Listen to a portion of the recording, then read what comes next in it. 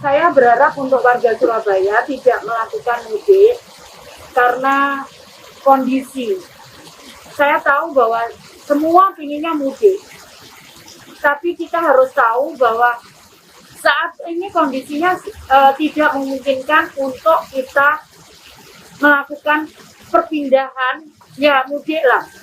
Kenapa? Karena risikonya sangat besar sekali. Sebagai contoh, hampir 90% kasus di Surabaya itu karena ada perpindahan dari luar kota, dari luar negeri, yang kemudian dia menjadi positif.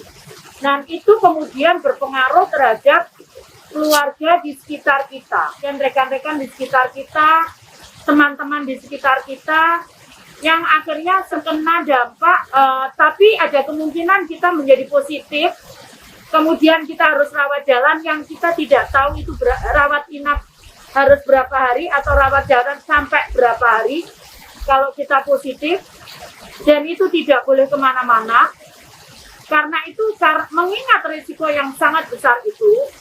Jadi kalau kita pindah, misalkan dalam kondisi negatif, kita pindah ke suatu tempat, kita menjadi positif, kemudian kita menjadi positif, kita kembali lagi pulang ke Surabaya, itu akan juga tadi di tempat kita mudik, itu juga akan pergerakan kita berpengaruh, kemudian kita kembali, kita juga akan berpengaruh kepada orang di sekitar kita.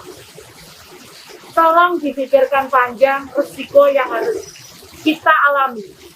Jadi ada 3.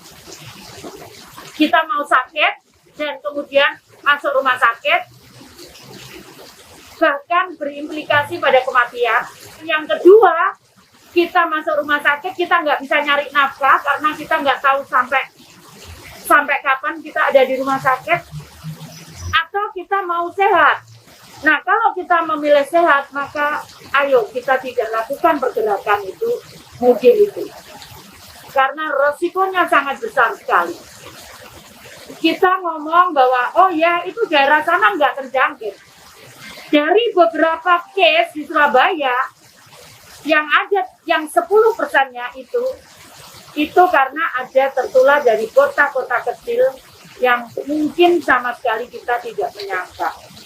Ternyata setelah dicek hasilnya positif, ternyata dia mobilitasnya dari sebuah kota. Jadi karena itu tidak bisa kita ngomong di sana tidak ada. Tapi saat bergerak itu, maka kemungkinan risiko menjadi positif itu sangat tinggi. Seperti itu. Jadi tadi yang ingin saya sampaikan. Ayo kita memilih seperti apa. Mari kita bersama-sama yang bijak. Bukan untuk diri kita sendiri, tapi untuk keluarga kita. Juga untuk teman-teman kita, sahabat-sahabat kita, saudara-saudara kita, tetangga-tetangga kita.